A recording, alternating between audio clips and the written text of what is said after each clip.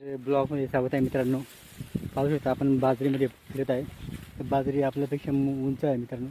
आणि तुम्ही दाणे पाहू शकता कशा पद्धतीने भरलेले, एकदम भारी असं दाणे पण भरले गेले मित्रांनो. तर खूप छान आहे असं बाजरीचं पीक आहे मित्रांनो. खूप छान आहे. बाजरीचं कणस खूप छान भरून गेलेले आहे. ते आता जवळजवळ 15 ते 20 दिवसाने आपल्याला कापावं लागणार आहे बाजरी, कारण की त्याचे दाणे वगैरे पाहू शकता कशा पद्धतीने भरून गेलेले, एकदम टच भरून गेले मित्रांनो. तो खूपच छान असं पीक आहे आपल्या या बाजरीचं. तर खूप छान आहे आपल्या यावरती बाजरीचं पिकं म्हणा, कोणतेही पिकं म्हणा, खूप छान आहे मित्रांनो.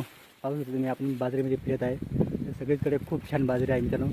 आपल्यापेक्षा उंच आहे बाजरी, खूप उंच वाढलेली आहे बाजरी. खूप छानपैकी दाणं भरलेलं आहे मित्रांनो. व्हिडिओ आवडला तर लाईक शेअर कमेंट नाही करा, आमच्या सबस्क्राईब करा.